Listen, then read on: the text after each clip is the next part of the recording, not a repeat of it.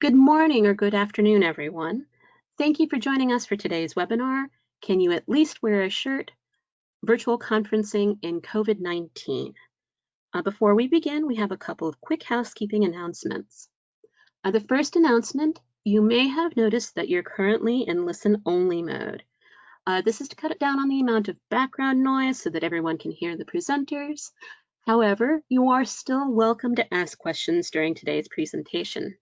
Questions in particular make me very happy because I like responding to what you're interested in.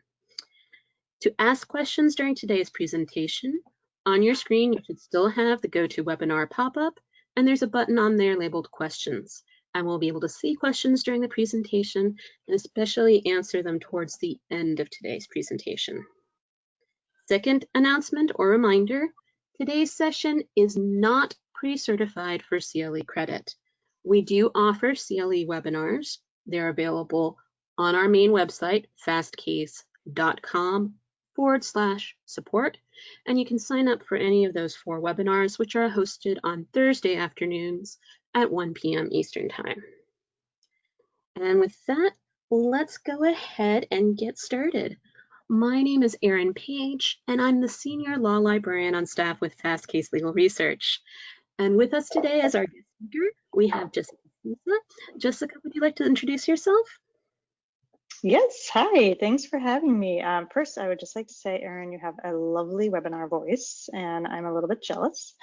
And I am an event designer and producer based in Boston, Mass. I've been doing events, in-person events mostly until this unfortunate coronavirus for about 20 years, and have made a bit of a pivot to digital and virtual events, and have been doing a lot of research in this space, and just recently helped Fast Case with their bankruptcy week event. So Erin invited me here to talk about some details about doing your own online meetings, even anything online.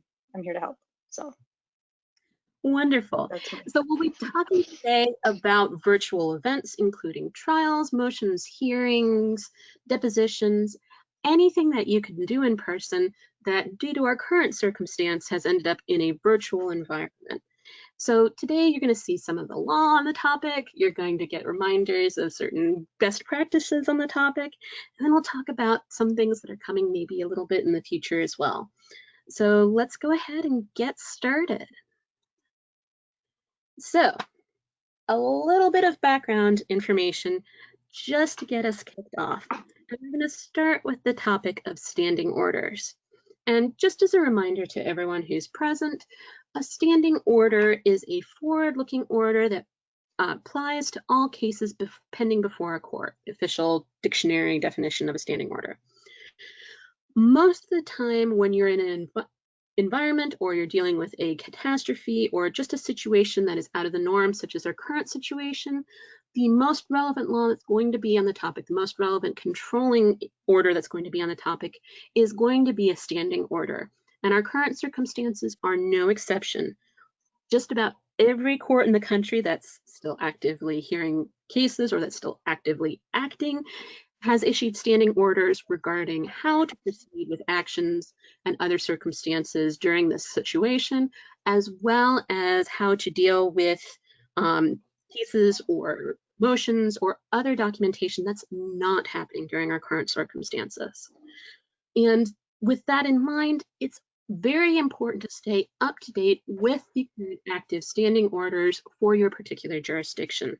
Remember that these are temporary orders, so they're not going to be in play for very long, and they do have a tendency to be modified, changed, or otherwise come into existence almost spontaneously. So just because last week there was nothing that affected your client doesn't mean that you don't need to stay up to date this week when the new standing orders come out. Again, duration-wise, they tend to be temporary, but that definition of temporary is a little bit strained during our current circumstances. The typical standing order is temporary and is a matter of weeks or months, or until the next meeting of the committee or conference on rules. But since that kind of meeting has been delayed, there's a number of standing orders that are lingering or lasting longer than the typical standing order. And also remember that standing orders tend to affect a court as an entirety, especially if they've been issued by the chief judge for that particular jurisdiction. But standing orders can be issued that affect only a particular docket or only a particular judge. So again, depending on who your client is appearing before and the circumstances of that particular docket, you might need to be on the lookout for individual standing orders regarding that particular docket, in addition to the ones that apply court-wide. And just a couple of examples of recent standing orders. And this is a very narrow swath of the standing orders that are currently in play. The examples that you see on the screen right now, they all happen to be bankruptcy examples, but there are, again, standing orders for every single court in the United States, or just about, as close as I can tell. And these standing orders affect all different parts of the case proceedings, of the scheduling proceedings, the entire 9 yards. So you'll have standing orders regarding signatures, whether they have to be wet signatures or what types of evidence have to be retained regarding electronic signatures to have that signature validated in the future. There are standing orders regarding the scheduling of virtual hearings, or whether or not a virtual hearing can take place at all. There are standing orders regarding the scheduling of cases, motions, and other parts of the case preparation. So there might be a standing order that says all hearings of this particular type are delayed for a month, are delayed for a week, are scheduled only on Mondays, etc. So just because the typical scheduling of that particular jurisdiction was one way does not mean that there is not a new pattern for that scheduling in the current circumstances. And most especially, there have been standing orders regarding whether physical information or physical presence can be in the courthouse, specifically regarding in-person filing with the clerk. So if you have not converted to electronic filing with your court system, or if there's a document that you typically file in person, odds are you will not be permitted to file that in person, that it will have to be filed electronically. So don't miss a deadline or don't end up in a situation where you don't have the information you need to file in a timely manner, just because the method that you're using to file has changed due to our current circumstances. And a number of these standing orders are coming into play just now, even though we've been under our current lockdown situation for a couple of months at this point, because a number of the original standing orders just simply paused the activities of the court. And a number of the courts are now at a capacity or at a point where they feel they can no longer delay court actions in the interest of justice, especially in criminal circumstances, or in the interests or the needs of the particular plaintiffs and defendants in civil circumstances. So there's a number of standing orders coming into being, encouraging electronic or virtual formats for a lot of activities that didn't exist previously because things were just paused previously. So again, this is a very current issue in our court system. And speaking of standing orders that are specific to video conferencing, all of the examples that you see on the screen right now, there are standing order examples for this literally nationwide.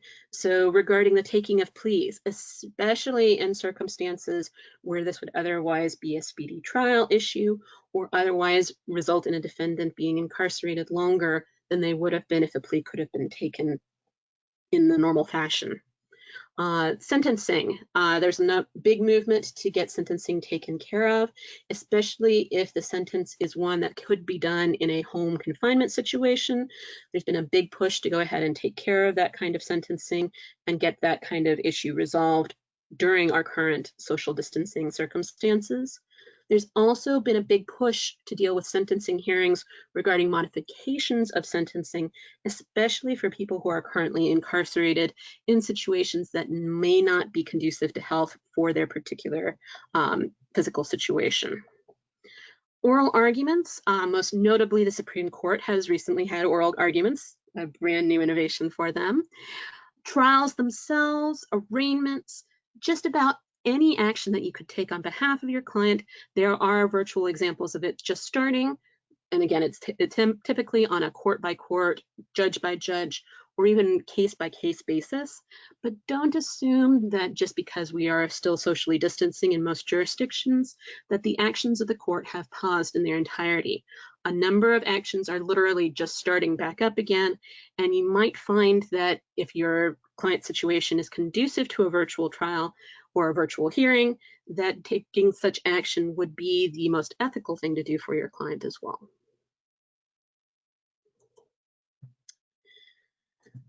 Rulemaking itself. So of course, standing orders are designed to be temporary. The rules typically are more permanent, hopefully.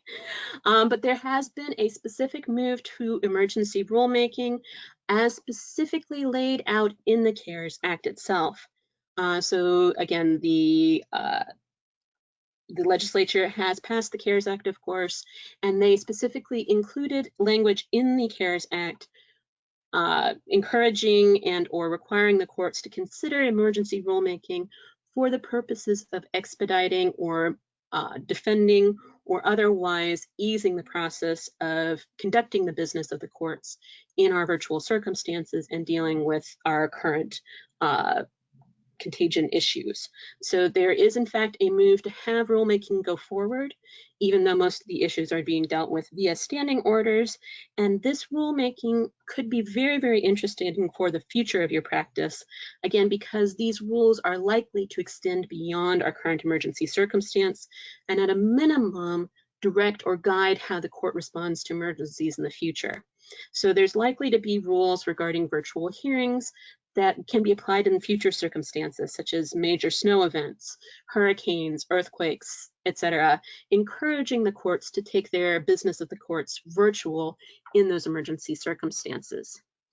So that's the left-hand side of the slide. On the right, you'll have state or similar state action. This particular one is from California, Governor Newsom, and specifically, again, issuing an executive order to again smooth the way for emergency authority and for emergency rulemaking on behalf of the California state courts, in addition to the federal courts. So similar action being taken at the federal and at the state level regarding these emergency rules.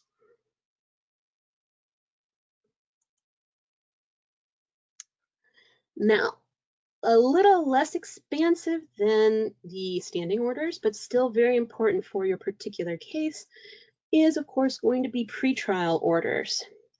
Now, pretrial orders are going to be more limited in scope. They are going to be tailored to that specific case, or in some circumstances to a specific hearing or motion argument. And unlike the standing orders, where it's usually passed for the benefit of that court, but without a lot of feedback from the attorneys involved or from the parties involved, pretrial orders are usually issued with the consent of all parties, or at least with the consent of some parties, depending on the case. So a pretrial order is going to be much more intimately constructed and is going to be much more tailored to that particular set of circumstances. This is beneficial, of course, because it means that it can be very detailed to deal with the particularities of that particular trial. So if there is a circumstance that might require accommodation, such as an ADA issue, an elderly witness, someone who has a different technological setup than the rest of the participants, you get the idea. There will be the possibility of accommodating or writing the order to facilitate the particular type of interaction. Now, pretrial orders tend to be of very short duration, but again, since this is something that's usually crafted with the consent of all parties, it can have the scope that the parties agree to. So there's not necessarily a need to recraft a pretrial order. It might be reusable, or it might be expanded initially to deal with more than one situation. So for instance, if there is going to be more than one hearing, you might have a pretrial order or other order that deals with the hearings of that type that just is the base rules for playing or for using technology in those particular type of hearing. Also, don't forget that it might require renewal. Since these are so specifically tailored, if a particular trial order is issued regarding a specific issue, if that issue changes, the order that's affecting that issue might have to be revisited or reissued or otherwise modified to deal with the new circumstances of that particular case. The example that you see on the screen right now, this happens to be from Judge Drain, who is a bankruptcy judge in the Southern District of New York. And this one happens to be a fairly well-crafted standing order. This is in Ray Windstorm cable. So if you're looking for an example of a standing order that has been crafted to deal with virtual hearings or virtual trials themselves, this is a good one to use as a reference example if you'd like. And you can access information like this, by the way, through docketing programs such as Docket Alarm. And if you want to hear more details about that, let us know at the end of today's presentation. All right, so we come to our first issue regarding virtual hearings. And this tends to be one of the very first issues that people ask about or make assumptions about.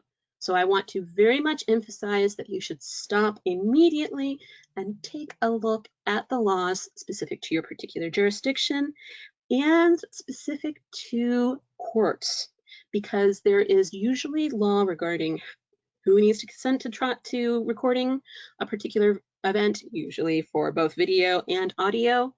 And there's specifically rules regarding whether or not a court proceeding can be recorded. And you do have to comply with both, even though it's a virtual hearing. So just as a reminder what the majority rule is, and this applies in the federal system as well as in 38 states, the specific statute in federal law is 18 U.S.C. 2511 2D, regarding the recording of specifically of phone calls or other electronic communications. So this is what is more colloquially known as the one-party consent rule. So long as one party who is a participant in the electronic communication consents, the electronic communication can be recorded. So again, this is part of the federal wiretapping laws, although again, this can pertain to situations where there's no police involvement. And this is the rule of 38 states, the District of Columbia, and the federal system, so long as one party that's part of the electronic communication consents, it can be recorded. Now, again, big asterisk, because this is the general rule for electronic communications. This does not deal with the specific situation of the court system. Now, the minority rule in the United States is for 11 states. The ones specifically listed on the screen, California, Connecticut, you get the idea. And in this system, both parties to an electronic communication must consent. So again, if you have 3 or 4 parties that are a part of a virtual meeting, such as a Zoom meeting or such as any number of other meetings, they must consent to being recorded for that recording to be used.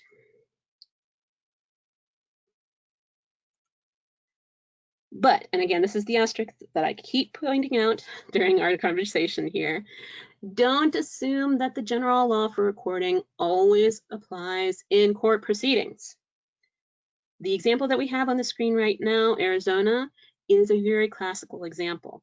Arizona is one of the 38 states that is a one-party consent jurisdiction, but not under this statute, but under the Arizona Rules of Professional Conduct, a lawyer must obtain the consent of all parties to record a call or electronic communication. So that particular ethics rule is ethics opinion is 95-03, but this is a very common phrasing of the rules regarding recording electronic communications, whether they be between 2 parties or more. As long as an attorney is involved in the situation, there has to be consent of all parties for the recording. So it is not a good idea to assume that you can record a trial, a hearing, a motion, a deposition without getting consent from all parties. And this is an example of one of the items that you might want to tackle or suggest be tackled in your pretrial order. So if all of the parties are consenting to a hearing being recorded or to a deposition being recorded, that is something that can be memorialized in that pretrial order. And just as a side note, for those of you who were counting the number of states, yes, there was one missing, Vermont does not have an official position as to whether it is two parties that would need to be involved in the consent for recording or if a single party is sufficient. However, their rules of professional responsibility do require all parties consent, just like Arizona. So do again bear that in mind. Just because there's no official position taken regarding electronic communications, or there's contradictory opinions depending on what you're looking at, doesn't mean that you can go ahead and record in Vermont. Just in case you were wondering, the rules of professional responsibility step in there as well. So again, this pertains to online virtual conferences and virtual meetings.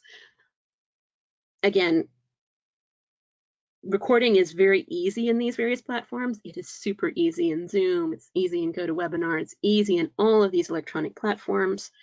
But if they're in the context of any legal proceeding, again, make sure that you're not going to run afoul not only of the statutes, but also of the rules of professional responsibility when dealing with your client. Alrighty, so let's move on to a slightly lighter topic, sound. When dealing with a virtual event of any type, so again, a hearing, a motion, a virtual summer conference with the Bar Association, regardless of the virtual event, sound is always going to be an issue. And I'm going to play an example for you guys here. Okay, your scratching and your barking made it onto national television. No, that's not okay. If you have some opinions and you want to have them aired, just let me know. Maybe we can set up a Twitter account for you, but it's not okay. Hey, where you going? It's not okay. No, not okay to be barking. Not okay to be scratching. Thank you. That happens to be Rachel Maddow. Not a courtroom situation, but as she mentioned, it did end up on national television. But if we want a court example, we have a court example as well. You may be familiar with this particular one as well, but it's a very recent circumstance. This is Barr versus the American Association of Political Consultants, which was a recent Supreme Court hearing, and sound was an issue on this one as well. And change these laws that apply to banks. And what the FCC has said is that when the subject matter of the call ranges to the topics, then the call is transformed, and it's a call that would have been allowed and is no longer allowed. So that is actually a piece of the oral arguments that occurred in Barr versus American Association of Political Consultants.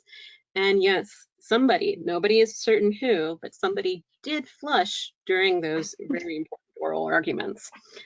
So sound when you're conducting one of these events is a very critical aspect of what's going on. Most of the time when you're going to one of these virtual events, it is for the sounds that are happening. The visual is important, but you're there for the argument, or you're there for the motion, or you're there for the background, well, not for the background noise, but for the actual intended sound that is accompanying the virtual event. So with that, Jessica, would you like to step in? Yes, and I always love hearing that video or hearing that soundbite of the guy flushing the toilet in the background. But obviously that is not ideal. So I was doing some research on some options for eliminating background noise during virtual meetings. And I think the best thing that I found, I mean, there's two options. So I think there's an app called Crisp.ai, which actually is it's a virtual microphone filter, and so you download it, and then what it does is it acts as a layer between your regular microphone and your computer, and it uses AI to eliminate background noise, and it's gotten great reviews online, and I really think that this could be like a game changer for people who have to work. Like for me, for instance, I'm working, me, my husband, our nanny, and our 1-year-old in a 1-bedroom apartment in Boston. And so stuff like this, like little tricks, are key to making it sound like you are in a calm and peaceful environment and you have your act together and you're doing professional, professional meetings. So I would recommend looking into that. And I noticed on their website yesterday that they are offering 120 minutes free. So you just sign up and you can get 120 minutes of talk time free. And then other than that, it's like $3 a month, which is not bad at all. So I feel like noise reduction software and then just regular good old equipment that you would use to talk. So noise canceling headphones. And when you're looking for headphones online, I think that making sure that not only is the headphone itself, the headset itself noise canceling, but you want the microphone to also be noise canceling, because there are some microphones like for podcasts recording and that sort of thing that actually picks up, they're really sensitive, and it picks up background noise, because in some podcasts, you know, the background din of a coffee shop or the birds tweeting provides kind of like a soundscape for your, you know, whatever your content is, and they're hypersensitive, or they're just, you know, made because the bankers are assuming you're going to be in a recording studio or somewhere quiet. So I would make sure that your headsets have noise canceling microphones that filter out the ambient noise. And then there's obviously headset or external mic options for that. It depends on what you want to, how you prefer to speak. If you want to be wearing headphones all the time, I know sometimes that can be annoying, or if you want to just have an external mic that plugs into your USB and sits right on your desktop. And then a lot of, you know, virtual meeting platforms now offer sound cancellation as part of the software. So like Microsoft Teams, Skype, Zoom, they all offer noise suppression. If you go into the settings and mess around, you can experiment with that. Zoom, I know, says they do it automatically, like actually tries to knock out the sound of your keyboard. Like if you're not paying attention, but you want to look like you're paying attention and you're typing on your keyboard. Zoom is supposed to get rid of that, but I have heard other people typing on keyboard. So I'm not so sure that that software works yet, but I think it will be improving over time. So those are my tips. I don't know if you have any others or any recommendations. I do have a couple of, but... and some of them, and it can be just as simple literally as paying attention to who has rights or mic rights on your virtual platform. So for example, if there is an event where there are going to be multiple people speaking, having the person who is the current speaker have audio rights, and having the people who are not speaking but who might be speaking later during the event, etc., be muted during that particular section is a great way to cut down on the amount of accidental background noise, because now there's only one background playing. So again, if you're little kids, if you're on default on mute for most of the presentation, they have fewer chances to interrupt. Yeah, that's a very good point. Another suggestion, things that are noisy that might interrupt. So a lot of us have alerts or alarms of various kinds, notifications that pop onto our screen. I think I remember to turn all of mine off before our recording here, but you'll see situations where you can mute those or at least pause them so that they don't make noise during your presentation, because everybody hears that little pop-up from your Outlook or from your other email server saying, ding, you've got mail. So if you turn those off, you'll have less of that type of interruption as well. Yeah, probably just like in general, closing and canceling out other programs and tabs also keeps you from being distracted. That's a fantastic point, and one we'll talk more about in just a couple minutes. So regarding equipment itself, you have a couple of recommendations. Yeah, I think, and these actually aren't, so the external mics that I mentioned that you literally just plug and play, you can plug it right into your computer and they just start working.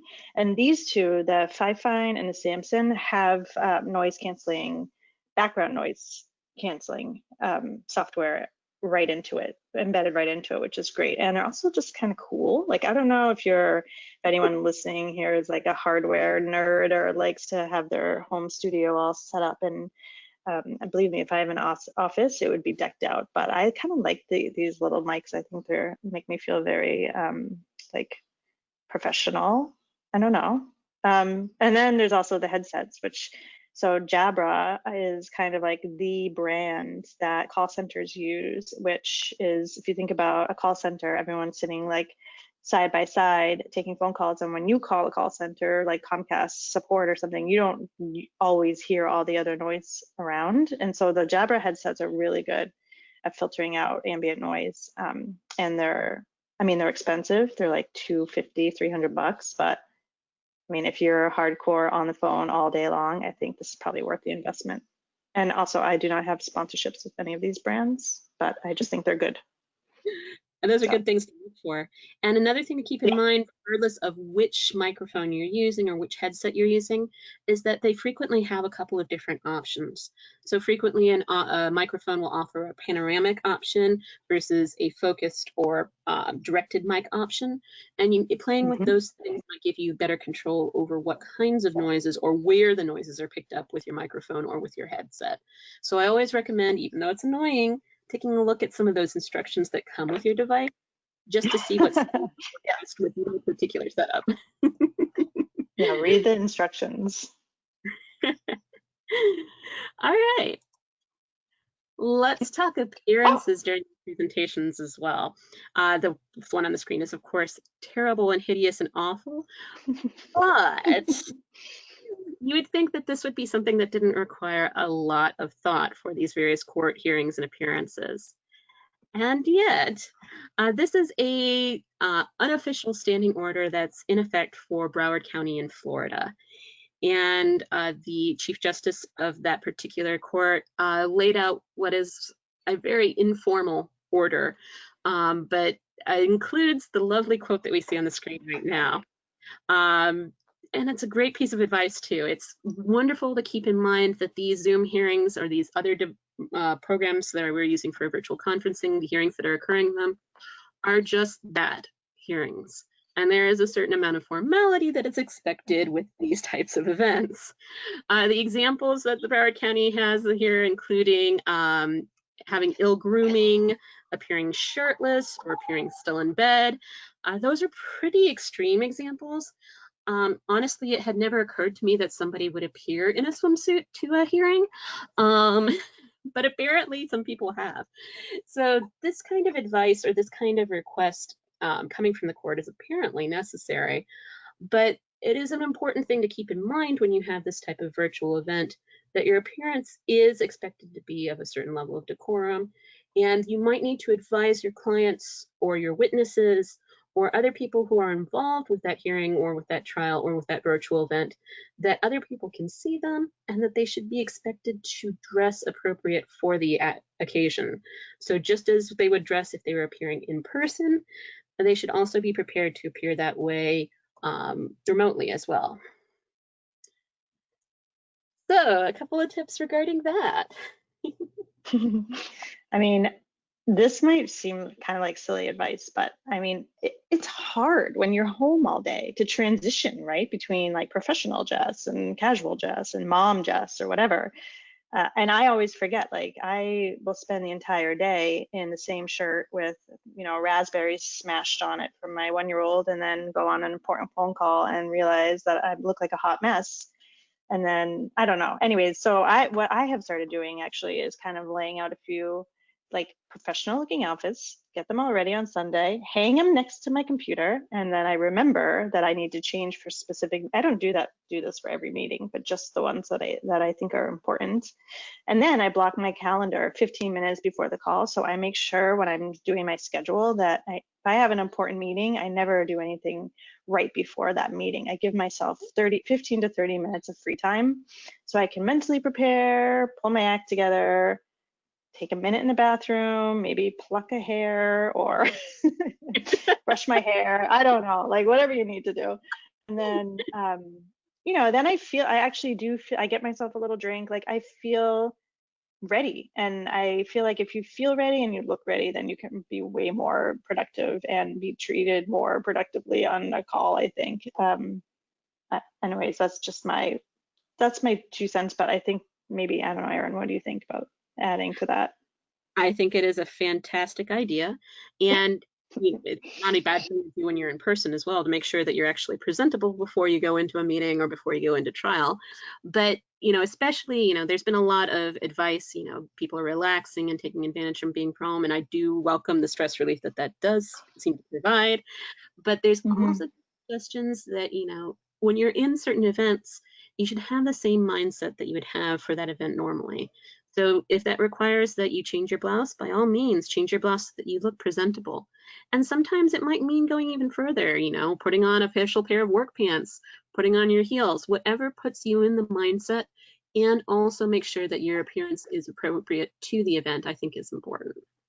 Yes, definitely. I think the general rule with events and in-person events that I try to tell people when they ask me what's the dress code is, being overdressed is always better than being underdressed. And I don't think that means putting on a strapless gown, but, like putting on a blazer or something if you're unsure, the way to go. Very much so.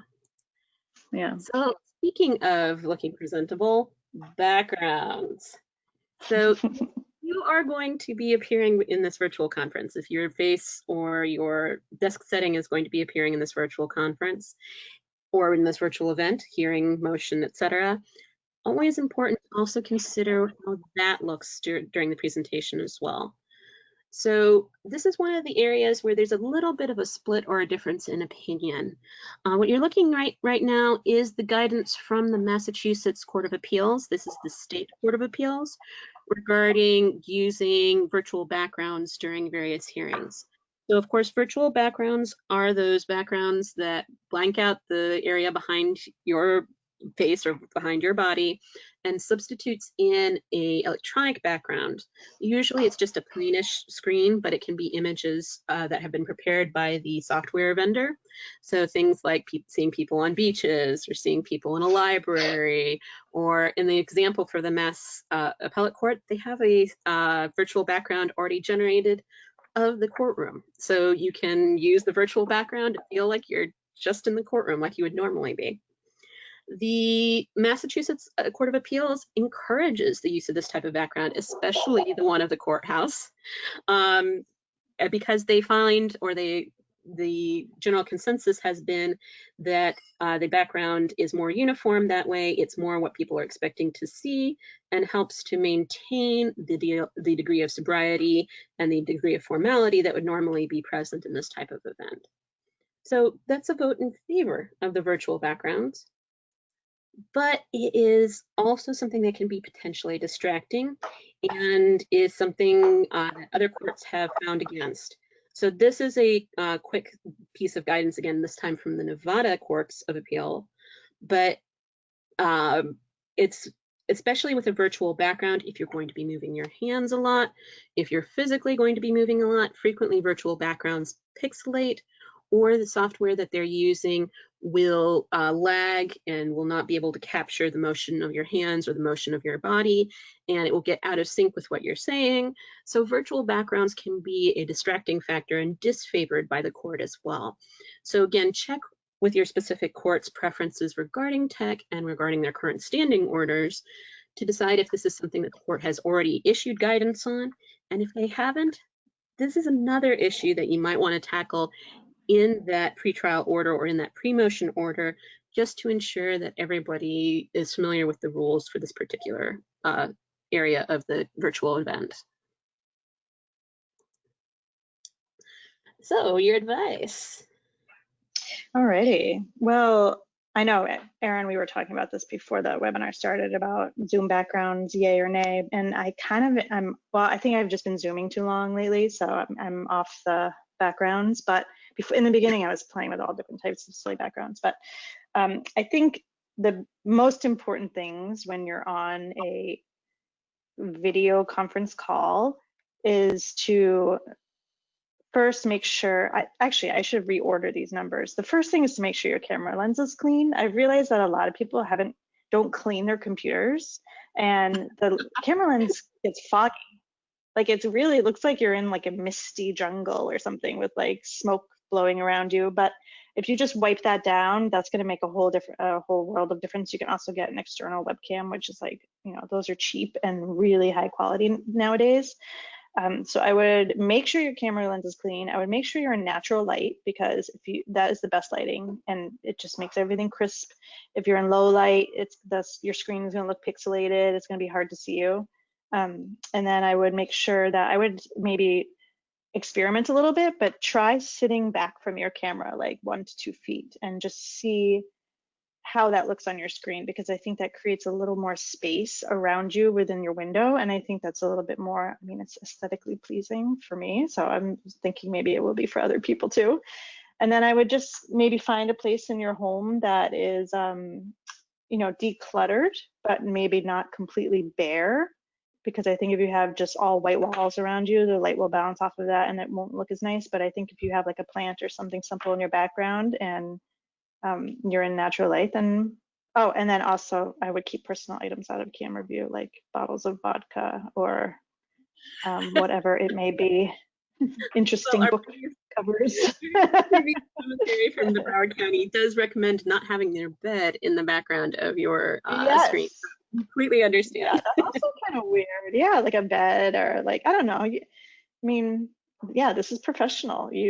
People don't need to see what your personal life is all about. I mean, if you Very can much avoid it. So very yeah. much so, very much so. All right. Lag time and technical issues. So having a trial, a hearing, an event virtually or digitally is going to introduce that additional element of technical issues. There's always going to be the possibility that someone's power will go out, someone's phone line will go out, their internet will go down completely outside of their control.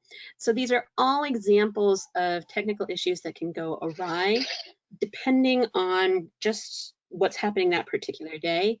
Plus, there can be the learning curve that's involved with using a new program. So there can be issues involved with how do you mute, how do you unmute, where is the button to enable the camera or to disable the camera? How does this program literally work? How do people need to be invited? Does everybody have the correct security? All of that fun information as well. This, in the context of a court hearing, also has additional issues. And this is that same standing order or informal order that we have from Broward County, but it has another great couple of moments here as well. There is going to be pre-hearing or pre-trial prep work. So you might need to set exhibits in advance that you would have done more informally in a face-to-face court hearing. It might need to be sent in advance, sealed, so that it can be opened at the appropriate time. You might have to coordinate dealing with third-party witnesses who may or may not have the level of tech that you are expecting, especially cameras. While cameras are just about everywhere in most modern devices, someone might have an older phone or an older computer that does not have a camera, and that can affect things as simple as the traditional swearing in portion of a hearing. So again, this is something that you would normally just take for granted as part of your hearing that you can't in a digital environment. But most importantly, with a digital setup, Zoom or GoToWebinar, is the possibility of lag time involving objections. So as the statement here says, if you're not looking at your screen, but you happen to be looking down at your file or out the window, and you can't see the judge saying stop or objection or granted or anything else regarding what you're saying, you can literally be on autopilot spewing things that you would not normally say during a hearing because the objection would have been noticed there. So that lag time of a couple of seconds just because your internet is slow can literally lead to situations that would not occur in a face-to-face hearing. So a little bit of prep time and practice with the program so that you're familiar with the limitations of it and can minimize them can literally be a situation that saves you from malpractice or contempt of court. So advice. Oh my gosh, I never even thought of that. That is like, that's really important. Super important, absolutely. It's scary. So, I mean, there are, depending on what platform you're using, a lot of them now have connectivity testing. So like you were saying, Erin, like going in before onto the platform and testing your connectivity and your sound and everything and making sure it will, like I know when we used Livestorm for the bankruptcy week, we were able to do connectivity tests with all of our speakers ahead of time and make sure that they had a strong connection. And if it doesn't, then usually it will tell you what is wrong, like your internet is too slow or your audio is not working or what is specifically wrong, so you have time to fix that. I would also recommend just testing the speed of your internet, which I found at fast.com, which is hosted by Netflix. You can test the speed of your internet and see what your download rate is. So if you are around 10 to 15, if you go to fast.com and it tells you that you're at 10 to 15 Mbps, which is megabits per second, then that's great. And you have great connectivity. Anything above and beyond that, and you're like totally smooth sailing. So the last option then, if those things are not working for you and you don't have a strong internet connection, first of all, I would just call your internet service provider and fix it. Like you can also stream from your phone if you have to. Maybe try and figure out like your wireless hotspot, which I've had to do in many cases when there's too many people online in my house. And streaming from my iPhone actually works really well, and I can do a Zoom call without any interruptions. But the last option would be maybe consider boosting or spreading your signal more evenly throughout your home. And that would require you to maybe research a little bit more about mesh routers, but we have those here. We have the Google ones, and that improve the quality of our internet to be able to work around the house in different locations. It was a game changer for us. So I think those are some of the options for boosting your connectivity. And I have a couple of my own as well. When you're testing the speed of your internet, don't forget that there's the speed of your internet downloading, so information being sent to you from other people. And there's the speed of your internet uploading, so how quickly your information is being sent to others. And depending on your internet service, those might be two very different numbers. So it's always a good idea to check your connection with someone else who's going to be involved in the virtual event to make sure that it's not perfect going your direction and completely terrible going their direction. Sometimes it's their internet that's responsible. Sometimes it might be yours that's responsible, that it's just uploading slowly. Another consideration when you're dealing with processing speed, sometimes it's your internet processing speed, and sometimes it's your device processing speed. You might need to shutter some programs that are memory hogs, things such as Teams or various chat programs that might be running in the background of your computer. They're checking for information constantly, and they can be both memory and internet speed hogs. So you might need to shutter those particular programs, or at least pause them while you're on a virtual event to ensure that they're not taking up bandwidth that you need. Yes, that is very important. Like Slack. Yes, Slack is when in doubt, close it out. Very much. All right, particular programs involved.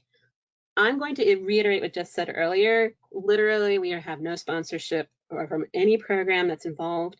And honestly, I have used every single one of the programs that you see on the screen. In fact, I had a wonderfully unfortunate Friday where I ended up using every single one of the programs that's on the screen right now. It was a very terrible day, let me put it that way.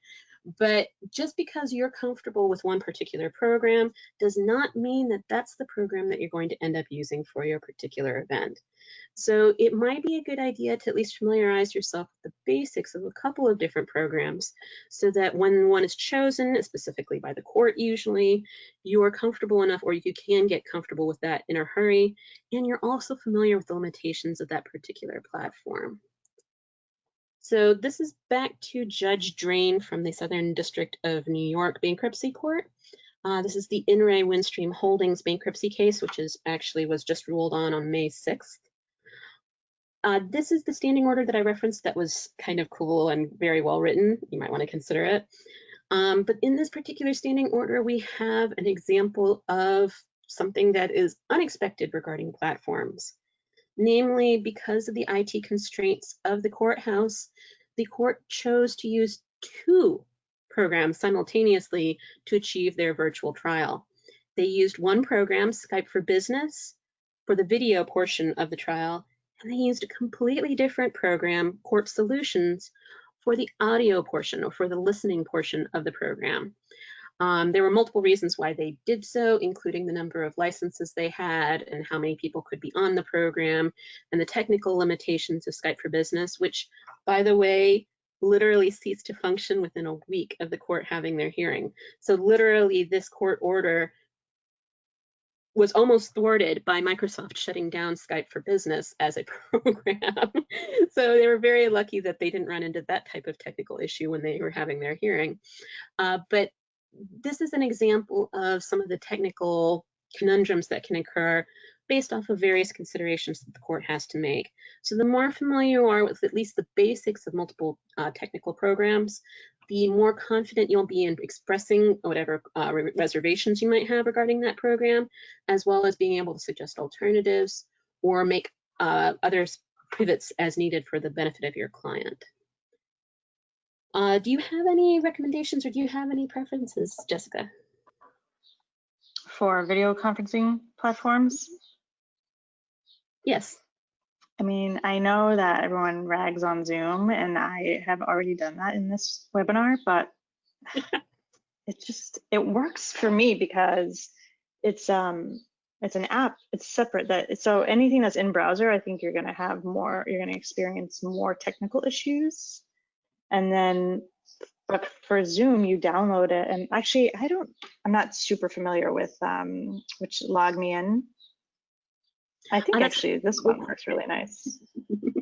Yeah, LogMeIn is the parent company of GoToWebinar, so that's what we're using. Okay, yeah. GoToWebinar, actually, the sound quality is really nice also that we can both talk kind of together. It's almost like we're in the same room, whereas with Zoom, I feel like sometimes you get cut out. But I would say Zoom, for me, is probably the one I use the most. Reasonable. All right. Yeah. So we're just wrapping up here, but just a couple of quick last points. We have a checklist for things to consider when you're getting ready for a virtual event like this. So, yeah, I mean, I think this is pretty straightforward. And also, again, Erin and I were saying before the webinar, this applies to anything you're doing where your camera is on and you have to talk to your computer. I think any event, even if it's an online birthday party, a Zoom birthday party, or whatever it might be, I think just making sure that you have a well-lit space, you're not sitting too close to your camera. Also make sure that you're looking directly at your camera and your camera is not too high or too low, because I think that creates an awkward view for the other people on the meeting. And make sure that you have a clean, decluttered space, and that you have an ironed shirt on. I think that's basically like the basics. And then the noise reduction, the microphone, whether it's an external microphone that sits on your desk next to your computer or it's a headset, but I think having really clear audio is going to improve the quality, and it just makes things feel better for everyone. I feel like you can just be more productive when you don't have to constantly be readjusting or reconnecting or fixing lighting, or people can't see you and they get frustrated. You don't want people frustrated. People are already frustrated. They don't want to add to this with bad lighting or something. So I would say that's those are the basics. Perfect advice. And I agree that you're going to be involved in an unexpected number of virtual events. An example for all of our attorneys attending today's session, most of the Bar Association's summer annual meetings have gone virtual. So if you were planning on attending your summer annual meeting for your Bar Association, or if you're now planning on attending it because you couldn't before, I do recommend keeping these tips in mind for your participation at those events as well, because even if you're not appearing virtually, even if you're just appearing in chat, these are all pieces of advice that can ensure that such an event goes smoothly for you. And we do have a couple of questions, so I'm going to go ahead and grab one or two of those questions, and then we'll finish up today. The first question that we have, and I think this is a really good one, do you have suggestions for the side meetings that would normally happen during a hearing or a motion hearing or a actual trial? So communications between counsel and client, or breakout rooms, etc. A number of virtual platforms have great breakout room capability. So there was a deposition program. I'll back up a slide or two here so you can see it on the icon. But eDepose has official breakout rooms, so does Zoom, and so do other webinar programs. They frequently have breakout rooms where you can assign people to a particular room, and only the presenter or only the person who's controlling the meeting can be heard in multiple rooms, so they can pick which room their audio goes to while other people are involved in that room. So that's a great thing to keep in mind as a possibility. Another possibility is something of an improvisation. So if you're using an official virtual programs such as Zoom or LogMeIns, GoToWebinar, or programs of that nature, you might consider using just a plain old phone call or a text message to the person involved. Look outside of the official program for those side conversations that you normally do in person. Let's see, another question, or this is not so much a question, but as a reminder, and I agree 100%. We have on our Friday webinar series, which I highly encourage you to check out as well, done several great sessions recently regarding specific types of virtual events. Virtual mediations was the topic of our most recent Friday webinar, and you can get a recording or listen to the recording of that arbitration session by going to YouTube and looking for Docket Alarm. You'll see it as our most recent Friday webinar. You can also access it from the support channel on YouTube. So we have both channels have that presentation on it. I recommend also checking out our presentation on virtual depositions and hearings. And we also have another webinar that was more specifically regarding IP trial cases and how they're being conducted virtually as well. So there's a couple of great webinars focusing on those specific topics as well. And I think that was all of the questions. So I'm just going to go ahead and round us out with our final reminder that, of course, you have access to the customer support team at Fastcase. So if you have questions regarding research or regarding your access to the law through Fastcase or Docket Alarm or Next Chapter BK, please feel free to reach out to us. You can always call us at 866-773-2782. You can email us support, that's SUPPORT at fastcase.com. Or if you're already logged into the program, there's the live chat function in the bottom corner of the screen. We will be making available a link to the recording for today's presentation so that you can listen to it. So keep an eye out for the follow-up email, which will include that link, as well as links to our other presentations.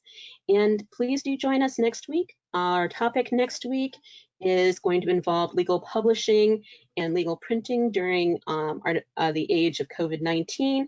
And we'll be speaking to editor Morgan Wright from Full Court Press. So I hope you'll join us. And I'd like to thank everyone who's joined us for today's presentation and our guest speaker, the wonderful Jessica. Thank you so much for having me, Erin. Thanks, everyone. Good luck. Thank you, everyone.